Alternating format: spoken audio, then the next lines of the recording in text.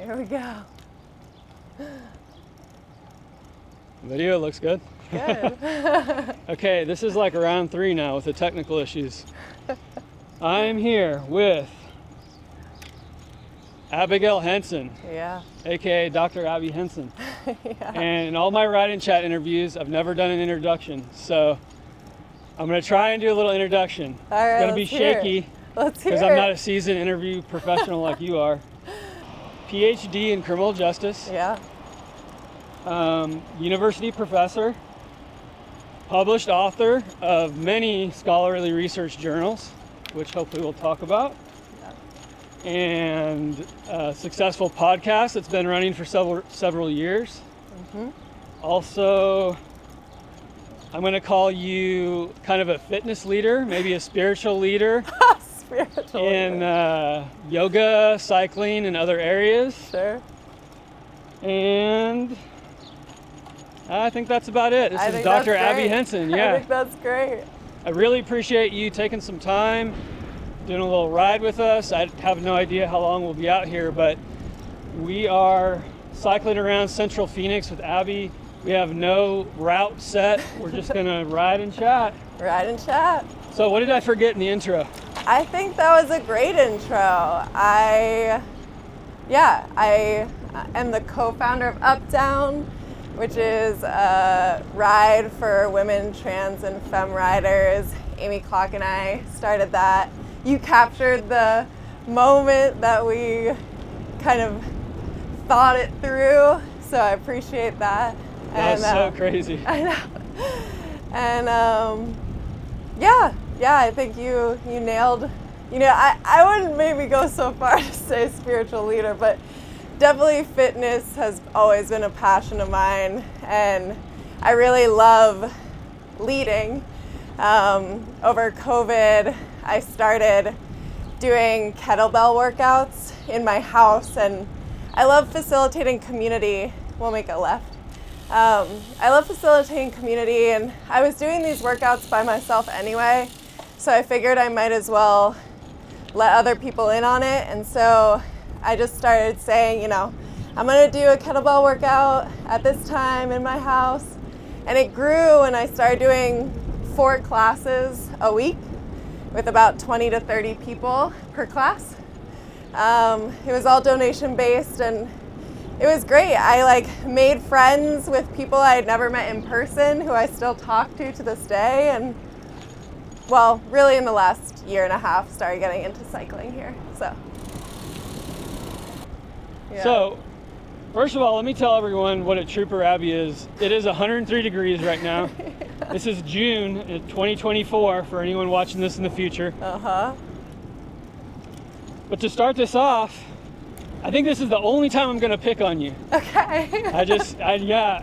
I'm happy, let me have it. Okay, on your website. Yes. In the hobbies. Yes.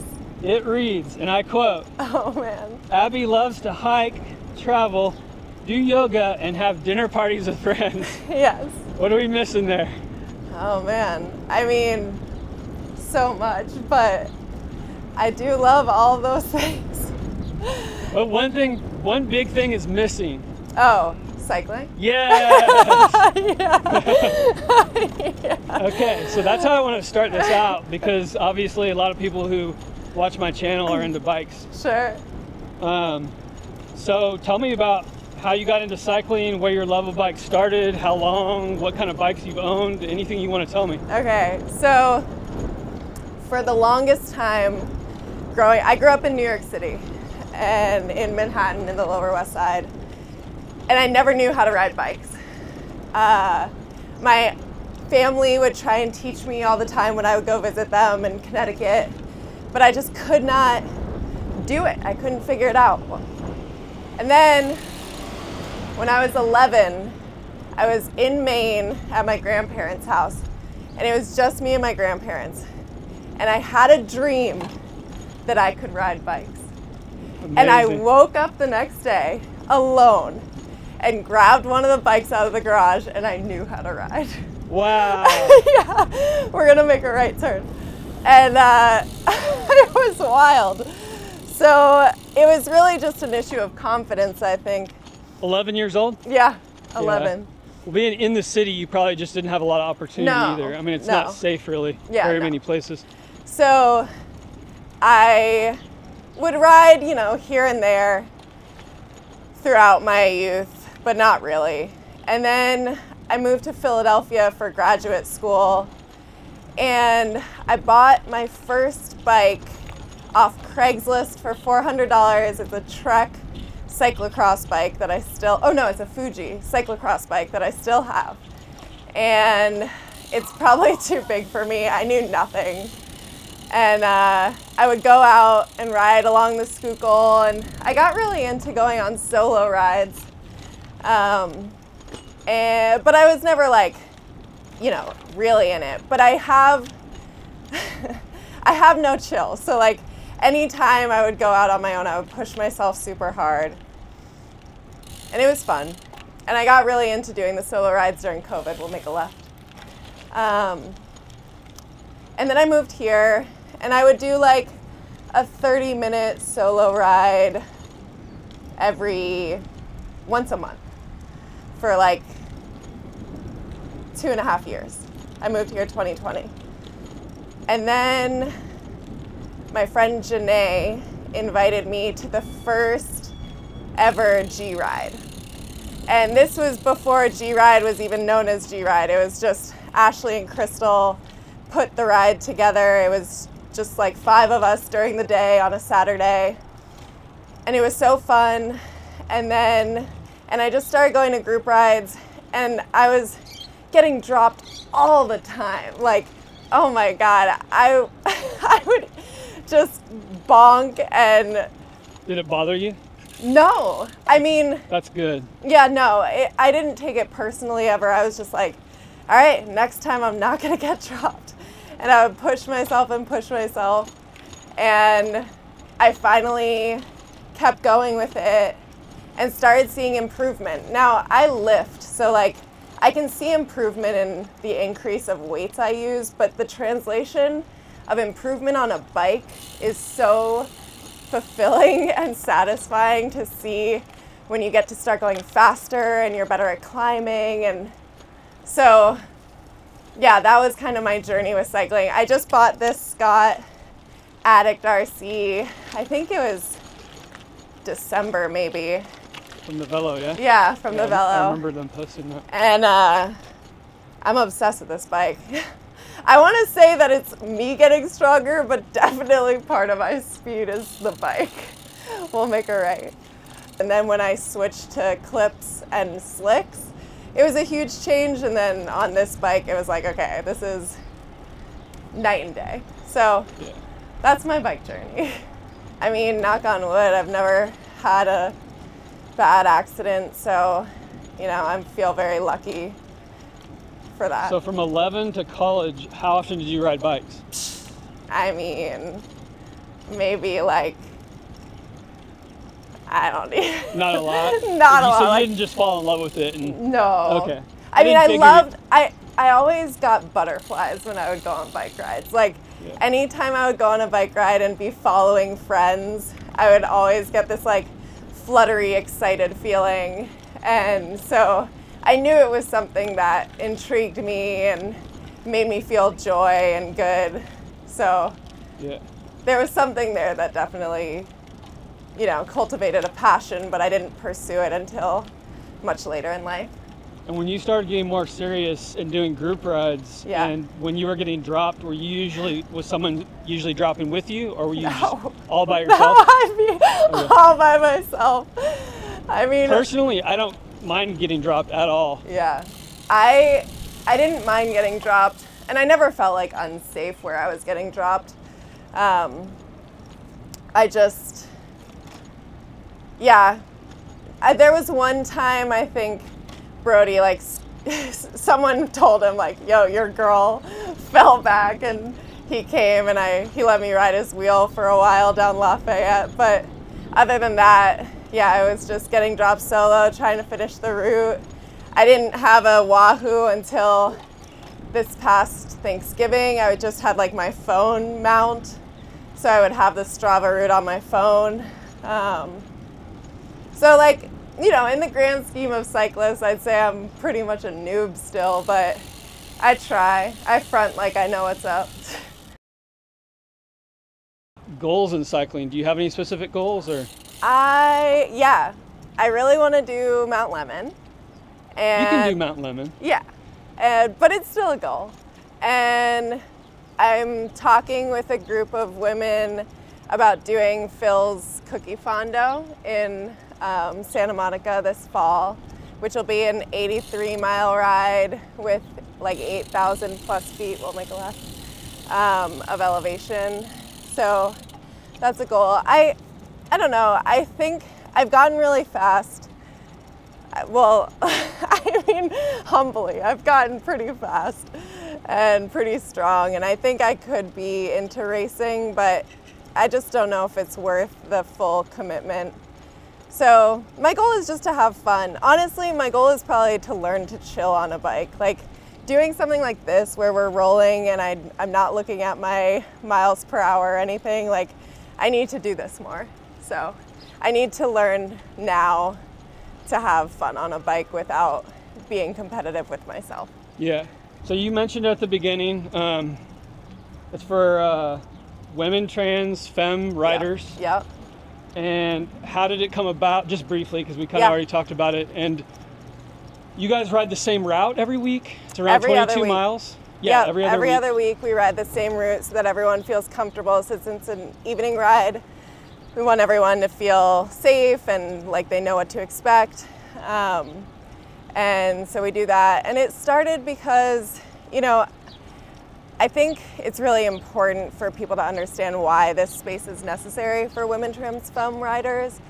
Even though a lot of the other rides, the other group rides in Phoenix, but really like across the world, a lot of them are slated as co-ed. But co-ed doesn't necessarily mean inclusive. And at some rides, it can feel very competitive, which is not necessarily a bad thing, but can be really intimidating.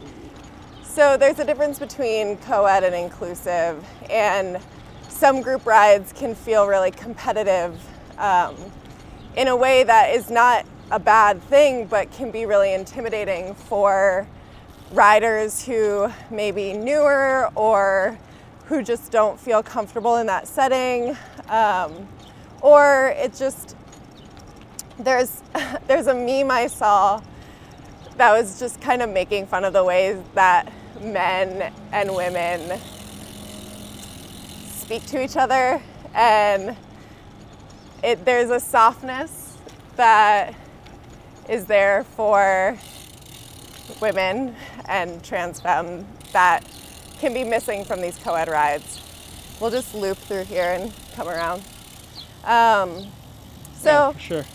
I think it's just, yeah, it's a necessary space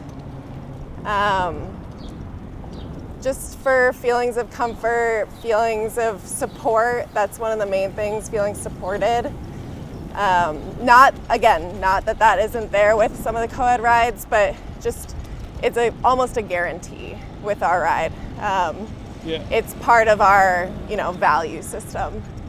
And so that's how it came to be. We knew that there was a space for it. People were asking for it. G-Ride was doing a great job creating social rides, but we wanted something where people who were attending that ride could get in a little more spice, a little more speed. Yeah. So that's how Up Down came to be. What's your average MPH? So we have an A and B group now. Oh, nice. And the A I lead. Rolling, we're going like, I'd say 18 to 21. And for B, it's about 16 to 18. Okay. So there's not much elevation. We're gonna go right. No, there's 2 climbs, one up Cave Creek, and then one we do the North Mountain parking lot loop. And then we started adding in the top of Central climb. So it's pretty chill. And then once you do that Central climb, it's like, we always say it's all downhill from here. And it's just sweet, fast, straight back home, down 15th Ave. And it's been great. I've loved the people that I've met through that community, and just, yeah, I really love it so much.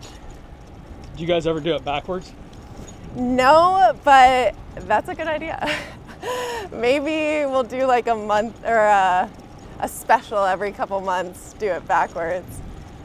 Yeah, that's a good idea. How do people find more information? They can go, we have a Strava group, a Strava club, and then also on Instagram, it's bike_up-down, and they can find us there, DM us any questions that they might have, and we'd be so, so happy to have you join. It's a great group, and everyone is just, again, super supportive, especially of new people coming in. We really take care of you, make sure you're having a good time, and make sure you're feeling pushed and getting the most out of your workout. Do you ever drop people? So we started doing A as a drop so that then they can fall back into B since they're doing the same route. So you can test ride with A, see if you can keep up, and then if not, drop back into B and then try and aim for A the next time. What if they're not even sure about like 16 to 18?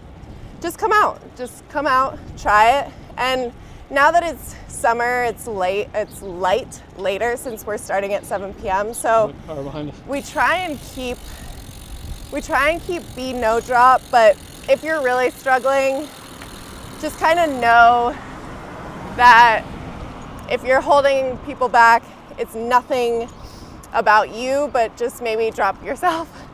And if you drop yourself, then come back the next time. Just know, like, just try it. I mean, there's literally no harm. It's not a personal thing. It's like amazing that you would even push yourself to try. Yeah. So just come out and we got you. Yeah, never get discouraged if you get dropped, because it happens to all of us at some point. I mean, it happened to me so many times, and I kept going, and that's literally one of the things that made me so much stronger. I'm honestly grateful for all the times that I was dropped. And what about special events? I know sometimes you guys do a weekend ride, or? Yeah. So we're trying to do monthly, we'll make a left. We're trying to do monthly special events. So we did a collab with the Desierto Market, which was a cute little, watch out, a cute little like craft market. So we did the up-down route and ended there on a weekend, and then we did a collab with Regroup where we went to Adero Canyon. We have a lot of rides coming up this fall that we've planned that I'm super stoked on, so stay posted for that. But yeah, monthly, one weekend ride at least that will be special, a little longer, a little more difficult, and another car. Yeah. Anything else about up-down before we move on? No, I think you got it. I love what you guys are doing. Who does We're going right. The flyers and the videos? I do the videos mostly, and Amy does the flyers. She does the collages, and I think she's so talented, so I love that aesthetic for us. Yeah. Yeah. I love it too. Okay, so I have heavy pedal on here, but we kind of talked about that. Did you have anything you want to talk? I mean, I know you've done some modeling for them. I don't know how much you can say because I'm sure it's different for every person, but I don't know if you're like a sponsored rider or if your boyfriend's sponsored. Yeah, he's on the team. I'm friends. I was asked to be on the team, but again, like, I'm not quite sure where I stand on racing yet. So in order to be on the team, you need to have kind of goals to race and stuff? Yeah, but they're actually, I think this fall they're gonna start an ambassador team. So people who want to ride with the group but not necessarily race, and who want to support the riders at races. So, and who wear the gear and promote it. Yeah. And I feel like I already do all those things, so yeah, for sure. I'd say that I'm low-key an ambassador already. Yeah. I should have mentioned, we're talking about the heavy pedal cycling company. Yeah. clothing company. Yeah. Right here, you can see her bibs. Yeah. I have a bunch of their clothes, and I have nothing but good things to say about it. They're great. I mean, they are super body inclusive. They go up to 4XL. They always, you know, the people that they hire are local cyclists from all genders, all ages, and it's super collaborative. And yeah, I love Heavy Pedal. I love Jesse. I love Terrence. I think they're great. Like, it's great. And I got to shout out Danny too, because oh yeah, of course. So amazing with the photography and the video. Yeah, he kills and it. stuff. Yeah, he's the best by far. Okay, well there's your plug, Heavy Pedal. I need to get some sponsors for my channel. Okay, backyard flow. We talked about this a little bit in the beginning. I don't know if there's much you want to add, but you do these things called backyard flow. There's one thing I was wondering is how people find out more other than your personal Instagram. That's pretty much where they would find out. I used to have a fitness Instagram. I might revive it if I keep really getting more consistent with it, but for now, just through my personal one. And you're okay with that, being a professor? Like people, because a lot of people in certain professions will have like a professional page and a personal page. Yeah, I have a professional page. It's called WhatsJust. Yeah. Yeah, we're going to talk about the podcast for sure. Yeah, but yeah, I have, it's really hard to manage all the pages. Oh, I know, trust me. So I try and condense as much as possible. And I also like, I don't know, I think it's kind of nice to show that I'm a multifaceted person. And so I think it's cool to be like in my sports bra, leading workout flows, and then also like speaking at the National Academy of Sciences as a professor. And I don't think we need to necessarily segment those parts of ourselves to like be viewed as legitimate, you know? Yeah. So. It wasn't legitimacy, No, of course not. It's just privacy is what I was referring to. But so backyard flow, you do yoga, Pilates, somatic movement.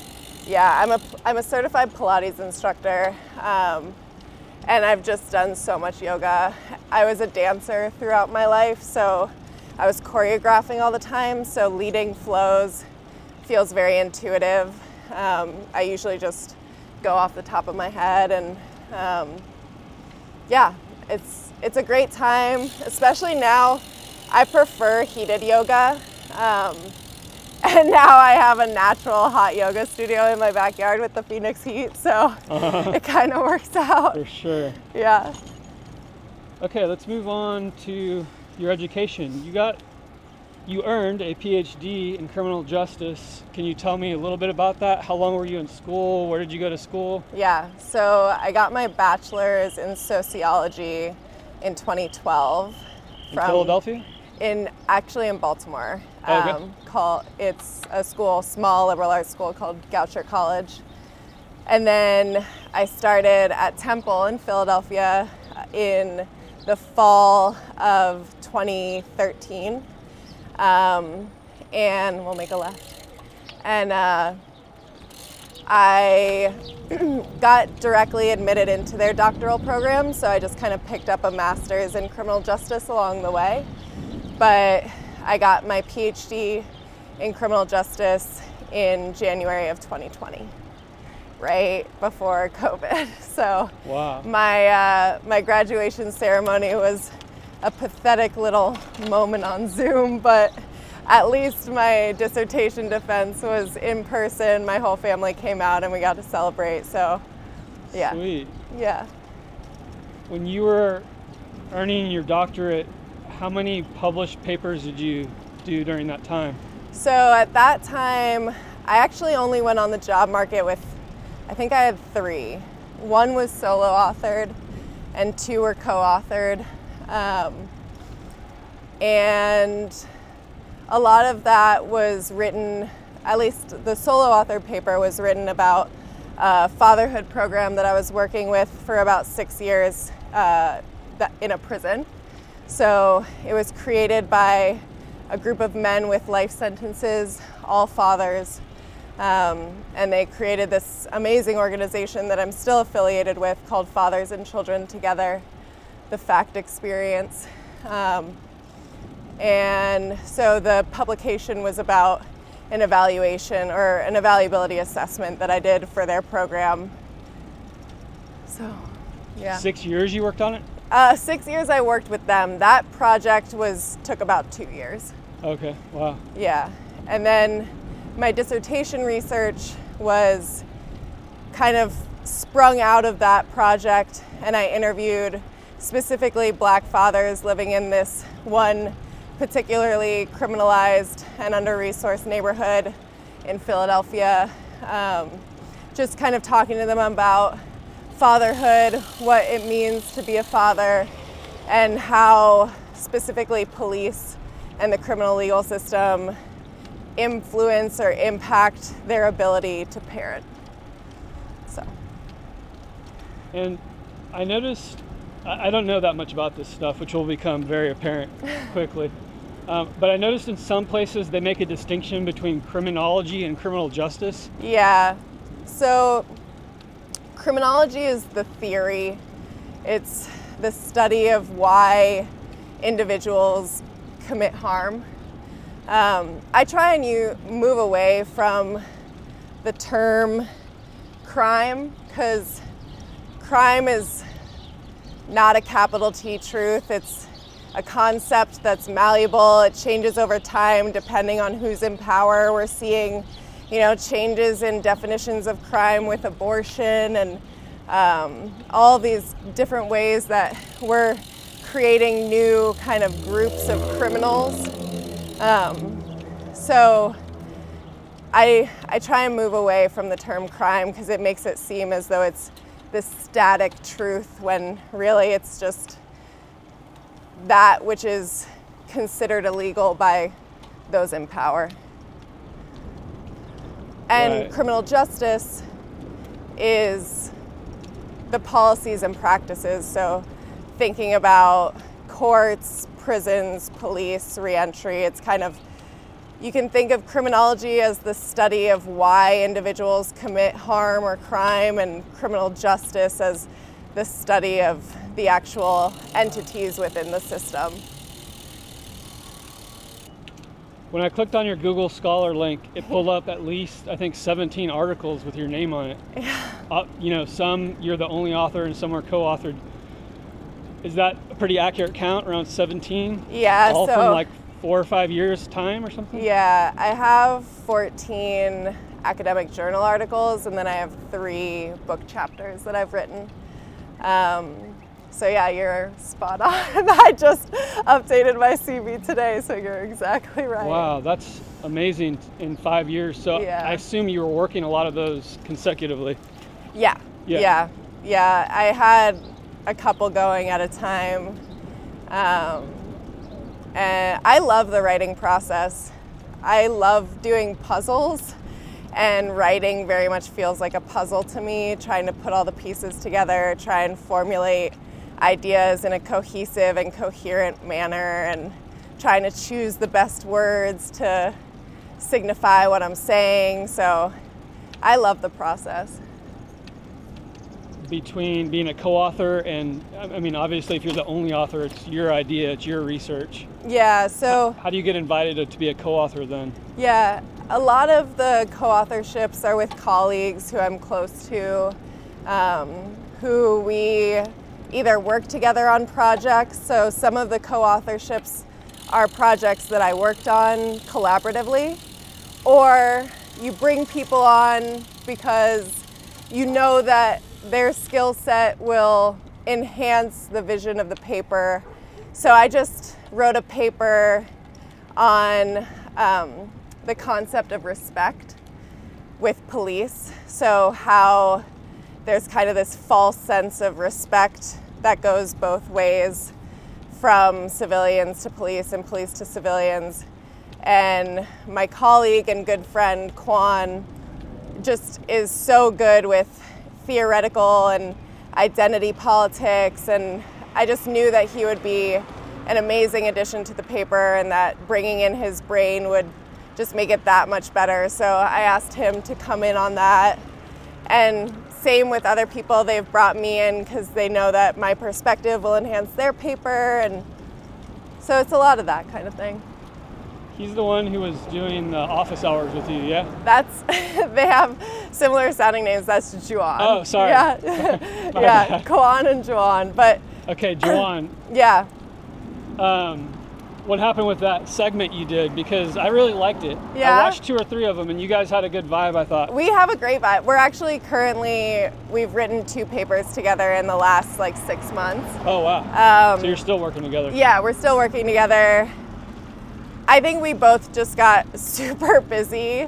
We're both on the tenure track and trying to publish as much as possible because that's really the measure of success for tenure for both of us since we're both at Research 1 universities.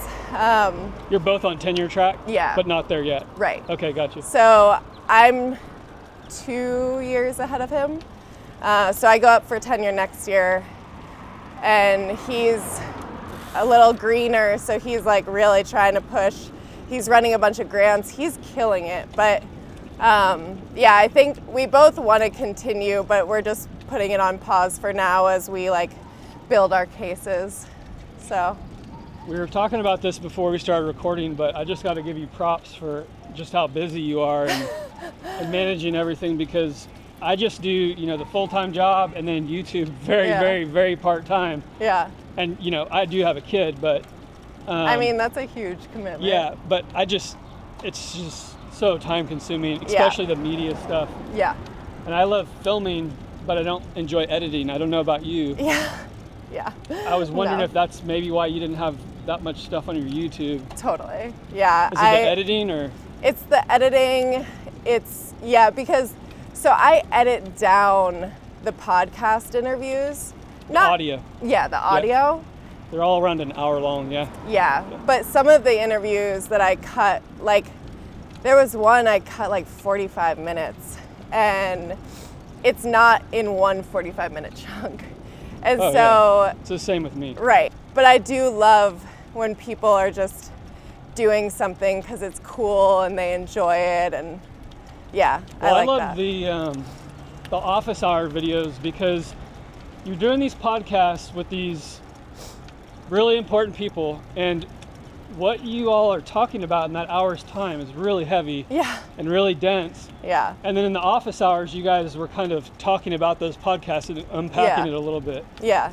Which I'm not a scholar, so to me, I kind of enjoy that banter more than the academia speak, you know. For sure. And I think that's why I pivoted in this last season of the podcast, because I really wanted something that was going to reach a broader audience and be a bit more tangible in terms of providing a toolkit, a bit more personal in terms of just speaking, myself and the guest speaking about their you know, experiences in their own life. And so this season on WhatsJust, Critical Conversations. Yeah, okay, Critical Conversations.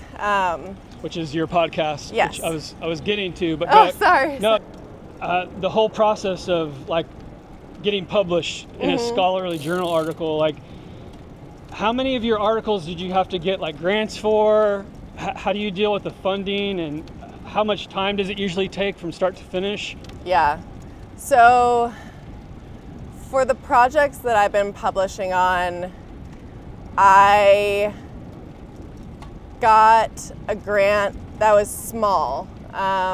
It was only, I think, $1,000.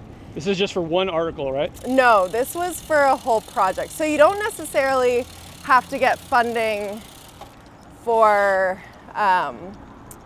you don't have to get funding to do a journal article. You just necessarily need to get funding to for certain types of research projects. Yeah, for the research projects that then you publish about.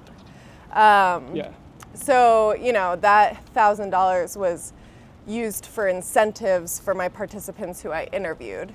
Right. And then I took about a year to analyze the data and write my dissertation. And then from there, I had all the data kind of organized, and I started publishing out of it. So each article that I've written from that data set, I'd say would take 4 months to write, and then you submit it, and that process is the worst because you are submitting it, and then it usually takes like 3 months for you to get reviews back. And there's 3 ways that that can go. You can either get accept with minor revisions, which is incredibly rare. You can get revise and resubmit, which is a good and more common outcome, or you can get rejected. And if you get rejected, you can either get desk rejected by the editor, so it just goes to the editor and then they say no, or it'll go to the editor who then sends it out to 3 reviewers who are anonymous, and then they can either reject it or give revise and resubmit. So you're picking the journal? Yeah, I pick the journal that I think best matches the content. How much does that cost, just that process? Free. Oh, okay. It's free. Yeah.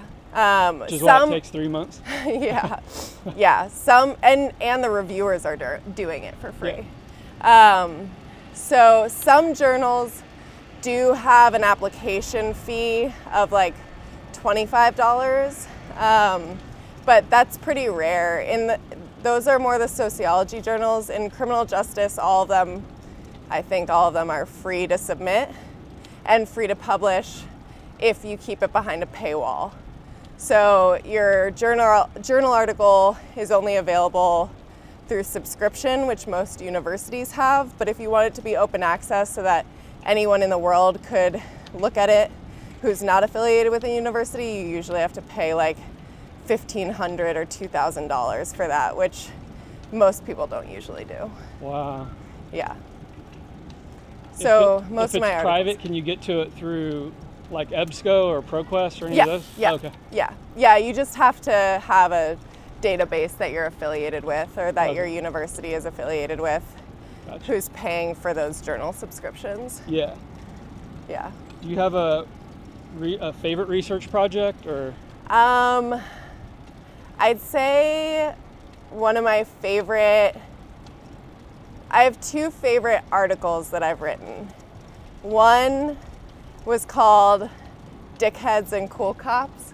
I saw that thumbnail. And it was about how civilians perceive police, and that there are kind of 2 types of officers, and distinguishing, we'll go left, distinguishing kind of what the different personalities are that lead to, wow, it's so beautiful out. Yeah.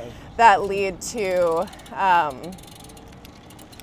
more trust. But in the end, I'm always, at the end of every article, I'm pretty much always going to advocate for less police, or no police, no prisons, no courts, because nothing that we're doing is actually working to increase safety and decrease victimization. So yeah, that's going to be the end of every article I have in terms of the implications. But the other article I loved was about time, and thinking about how, so I'm going to try and keep this simple. It might get a little heady, but there's basically 2 types of time. There's kairos and there's chronos. Kairos is subjective time. It's moments. It's how slow or fast time can be. It's the experience of time. Whereas chronos is the objective time. It's the seconds. It's the passage of time. It's the minutes, the hours. And so it was kind of this more theoretical, heady piece on how prison robs people of time, even though they're serving time, and just what that means, and especially what that means for family, because they're missing out on these moments of connectivity they get out of sync with each other. So that was out of the project I did interviewing the men about fatherhood, and I loved that paper. I thought it was, I love getting heady if you can't already tell, so that was definitely a favorite of mine. Your ASU bio I looked at, it mentioned ethnography. Yeah. And I kind of knew what that was, but I had to look it up. Yeah. It's a qualitative, observational type of research method. Yeah. When you go from qualitative and kind of subjective, and there's like researcher bias and all this kind of stuff, yeah, is it harder to get funding for stuff like that? And so, yeah, I mean, yes, for sure. But this is where the fallacy comes out that there's no researcher bias in quantitative methods. There's hella bias in quantitative methods. There are so many assumptions nested within the variables or the measures that you're taking in a survey. The word choice, what you're measuring, how you're measuring it. I mean, people think about recidivism, which is the reincarceration of an individual. They think of this as like a hard statistic that a lot of programs are looking for whether or not their participants recidivate as their measure of success. And it's seen as an individual level variable. Like, it's only up to the person whether they get reincarcerated or not. But really, you have to recognize that there are so many other variables that go into that. Whether you live in a hyper-surveilled community by police, whether you've experienced employer discrimination and can no longer get a job because of your record, whether you've experienced housing discrimination and have been having trouble finding housing. So there's so many community level factors that go into whether someone gets reincarcerated. So I would say I just have to plug that there's really no more subjectivity in qualitative work than there is in quantitative work, because in the end we're all analyzing the data similarly from our own perspective, statistical or not. You're choosing how to frame it, you're choosing what to measure. I can say in my research, you know, it's 41%, and I can frame it as only 41%, or I can say almost half of da-da-da. You know, like if I want it to seem less, I can just write it in a way that takes away its power. So there's a lot of tricks in research that I just encourage people, even if they see statistics, to challenge and triangulate the data, try and find multiple sources showing the same thing. You also mentioned, which I had no idea, that in a normal article there's 3 peer reviewers. I would have guessed there'd be way more than that. No, there's only 3. If there were more, then nothing would ever get done. Yeah. But yeah, there's 3 typically. But that kind of ties into what you're saying about a lot of it's just really subjective, you know? Totally. Even with statistics, I guess. Totally, yeah. Wow, that's great. Yeah. Well, it's getting dark, so I had some more stuff, but we'll wait until we ride around ASU next time for that. Yeah, yeah. But I did want to talk about the podcast because that's one of the most important things. Yeah. And we did start talking about that. Yeah. So is it just WhatsJust presents critical conversations? So because I made this pivot in the last season, this past season, and then moving forward is going to be critical conversations with Dr. Abbie.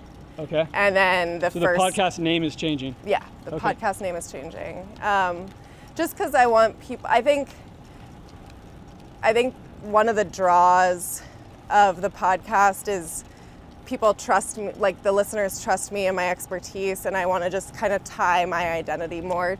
3-4 years? 4 years, yeah. I started in 2020.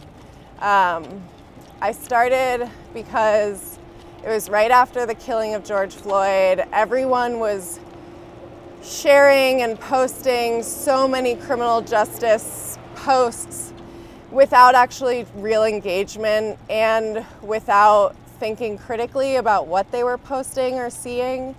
And I had been in the field at that point for over 10 years.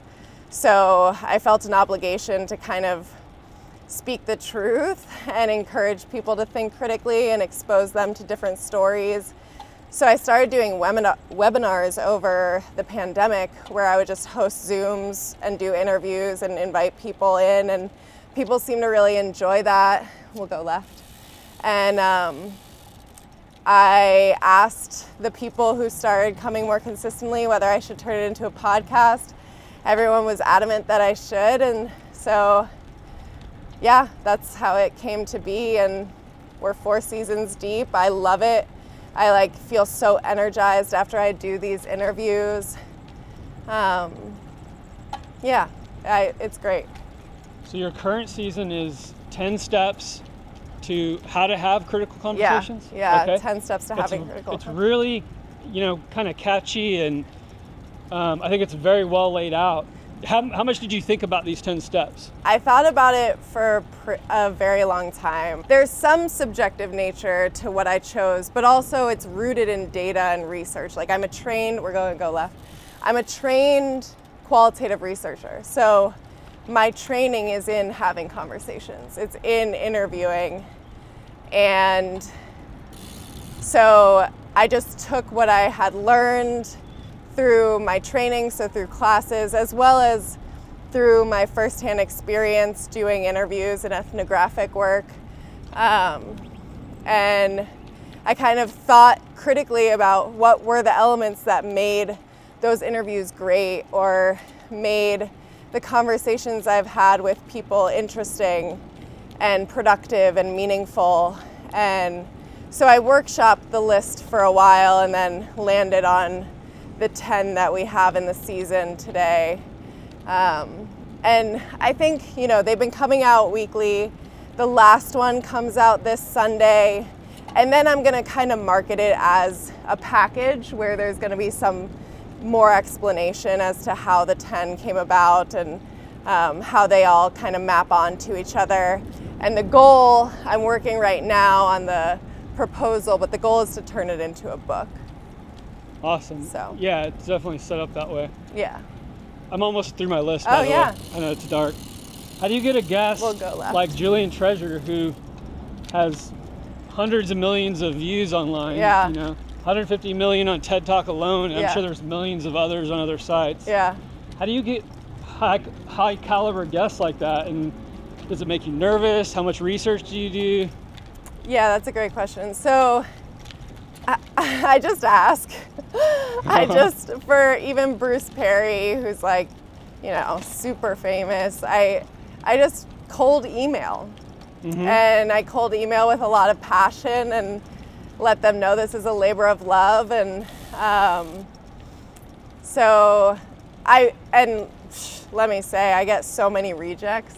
So many people either just don't respond or... I do too. Yeah. And that's fine, that goes with the gig, but sometimes when you cast a wide net of people you're super excited about, one fish bites and you're good. So I just cold email, and I don't get nervous, especially not due to any kind of caliber of the guest. Because I'm seasoned in the tools, I feel like I enter a really nice flow state when I'm in conversation with people, and it makes me actually feel very comfortable. But I'd say I do a lot of research before the interview. Watch the car left. Yeah. I'm reading their books. I'm watching other interviews. I'm listening to their other podcasts. I try and be as well informed as possible so that I can bring in and reference a lot of their other content so that they know I did my research, and this isn't just kind of a waste of time, one size fits all kind of thing. Who is your audience for these podcasts? Because for me, I already mentioned this, a lot of this talk goes over my head, but a lot of it I find extremely interesting. Yeah. But I can imagine there's a lot of people you would like because ultimately you want to help make change, a positive change in the world. Yeah. And so I'm sure there's a huge audience you would love to get that's just never going to find your podcast. Sure. Who do you see as your audience, and how do you kind of maybe broaden your viewership? Yeah. Well, part of this last season was intending to broaden the listenership. So before it was kind of like the people I was drawing were going to be people who were interested in concepts around social justice or criminal justice, and maybe like had some intrigue into true crime and wanted to learn more about the real stuff, or had listened to Ear Hustle or any of those. But this last season, I wanted it to be more reaching the people who might listen to, Glennon Doyle's We Can Do Hard Things, or listen to the Mel Robbins podcast, or Lewis Howes, or even Huberman Lab, like the kind of people who are interested in more of that personal growth, self-development. And we're figuring out the next season and the direction, but for now, yeah, it's just the audience. Who's we? Sorry? We being me, and then I have some people who are helping me with branding and marketing. Okay. But most of the work and everything is all you. Yeah. So, yeah, with the support of some other folks, we'll make it right. I'm trying to figure out the direction of the next season, but I want to try and keep expanding that audience view. Just anyone who's really interested in becoming a critical thinker. That's like the real main draw, I think, of my podcast, is that it really encourages critical thought, thinking about, in the last season, it was, can we actually abolish the police? Can we actually abolish prison? Can we legalize all drugs? Thinking critically about these questions that people might think they already have an answer to, or a perspective or opinion on. And so I really want people to be encouraged, even through this season on critical conversations, just again to learn to think critically, question things and question themselves, be self-reflective, and engage with others in a connecting and deeper way.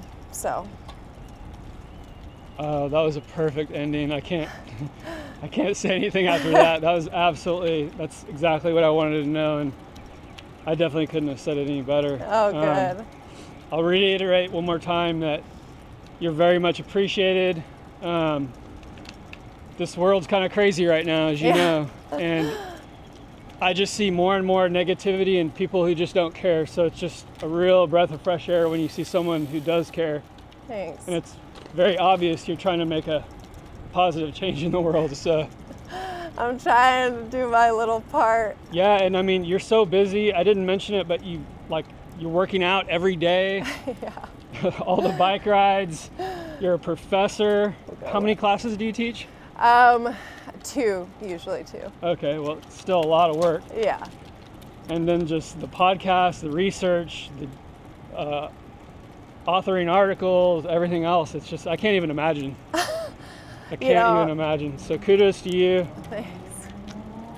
Thanks. Yeah, I guess we plugged everything once, but it'd probably be good to do it all at the very end one more time. Sure. We got my personal Instagram is Abigail Rose 105. That's where you can find me, connect with me, but also you can find more out about the backyard flows. You can go to my WhatsJust page, which is just WhatsJust, and on Instagram. And that's where you can find some reels pertaining to the podcast, as well as criminal legal issues, some more educational content. You can follow me on Twitter. What else am I on? There's bike up down on Instagram. Yeah, bike _up down on Instagram. There's It's too many things. That's why I just want one singular page. But yeah, follow me, WhatsJust, Abigail Rose 105, bike_up down, all on Instagram. That would be your best way. Also, WhatsJust on TikTok. I think it's maybe WhatsJust 1. But yeah, just follow me and connect with me. And if you have any questions from this, DM me, and I look forward to it.